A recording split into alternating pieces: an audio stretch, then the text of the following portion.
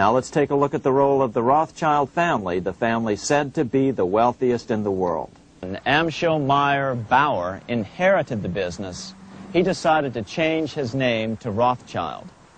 Amschel soon learned that loaning money to governments and kings was more profitable than loaning to private individuals. Not only were the loans bigger, but they were secured by the nation's taxes. Mayer Rothschild had 5 sons. He trained them all in the skills of money creation, then sent them out to the major capitals of Europe to open branch offices of the family banking business. His first son, Amschel Meyer, stayed in Frankfurt to mind the hometown bank. His second son, Solomon, was sent to Vienna. His third son, Nathan, was clearly the most clever. He was sent to London at age 21 in 1798, 100 years after the founding of the Bank of England.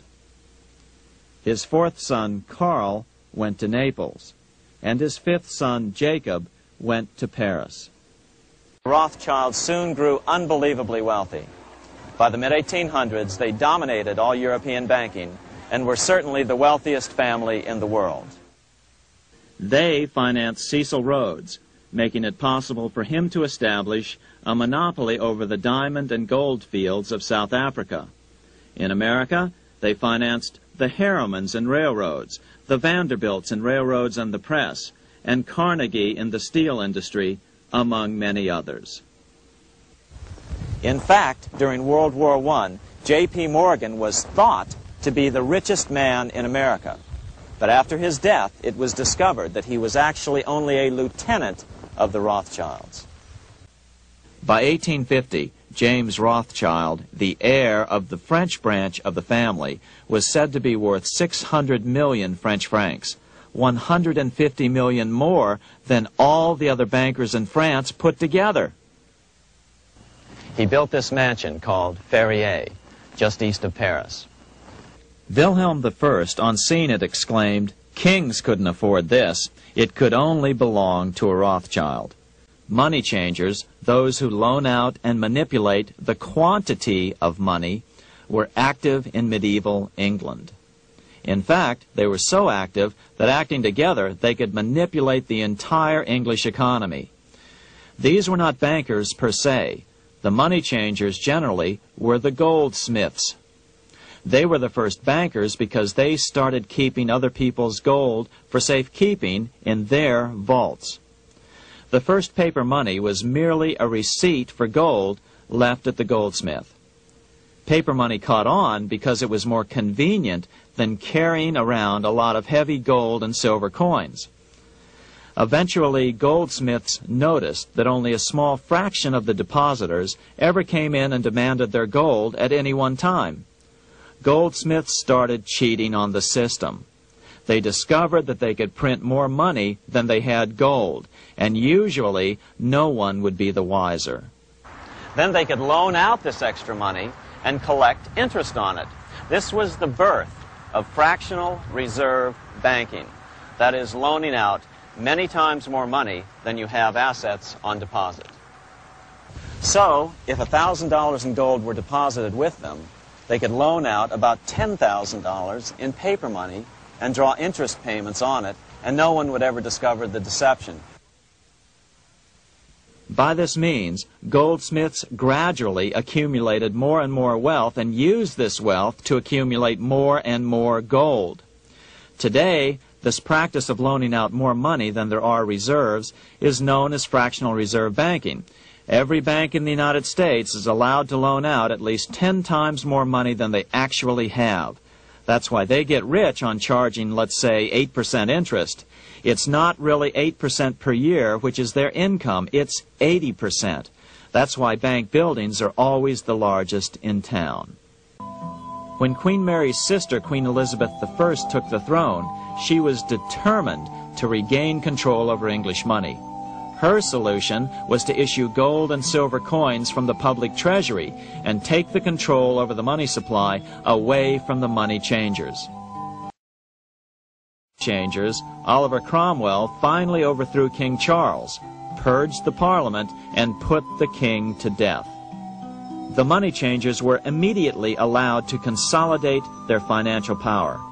The result was that for the next 50 years, the money changers plunged Great Britain into a series of costly wars.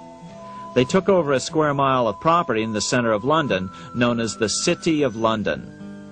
This area today is still known as one of the 3 predominant financial centers of the world. By the end of the 1600s, England was in financial ruin. 50 years of more or less continuous wars with France and Holland had exhausted her. Frantic government officials met with the money changers to beg for the loans necessary to pursue their political purposes. The price was high. A government-sanctioned, privately owned bank which could issue money created out of nothing. It was to be the modern world's first privately owned central bank, the Bank of England. Although it was deceptively called the Bank of England to make the general population think it was part of the government, it was not. Like any other private corporation, the Bank of England sold shares to get started. The investors, whose names were never revealed, were supposed to put up £1.25 million British pounds in gold coin to buy their shares in the bank. The bank was duly chartered in 1694 and started out in the business of loaning out several times the money it supposedly had in reserves, all at interest. In exchange, the new bank would loan British politicians as much of the new currency as they wanted, as long as they secured the debt by direct taxation of the British people. So, legalization of the Bank of England amounted to nothing less than legal counterfeiting of a national currency for private gain. Unfortunately, nearly every nation now has a privately controlled central bank using the Bank of England as the basic model. Such is the power of these central banks that they soon take total control over a nation's economy. It soon amounts to nothing but a plutocracy ruled by the rich. The central bank scam is really a hidden tax. The nation sells bonds to the central bank to pay for things it does not have the political will to raise taxes to pay for. But the bonds are purchased with money the central bank creates out of nothing. More money in circulation makes your money worth less. The government gets as much money as it needs, and the people pay for it in inflation. The beauty of the plan is that not one person in 1,000 can figure it out because it's usually hidden behind complex-sounding economics gibberish. In 1790, less than 3 years after the Constitution had been signed, the money changers struck again. The newly appointed first Secretary of the Treasury, Alexander Hamilton, proposed a bill to the Congress calling for a new, privately owned central bank. Coincidentally, that was the very year that Amschel Rothschild made his pronouncement from his flagship bank in Frankfurt. Let me issue and control a nation's money, and I care not who writes the laws. After a year of intense debate, in 1791, Congress passed the bill and gave it a 20-year charter. The new bank was to be called the First Bank of the United States, or BUS. The bank was given a monopoly on printing U.S. currency, even though 80% of its stock would be held by private investors. The other 20% would be purchased by the U.S. government.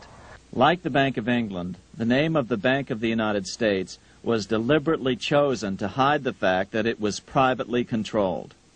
And like the Bank of England, the names of the investors in the bank were never revealed. Many years later, it was a common saying that the Rothschilds were the power behind the old Bank of the United States.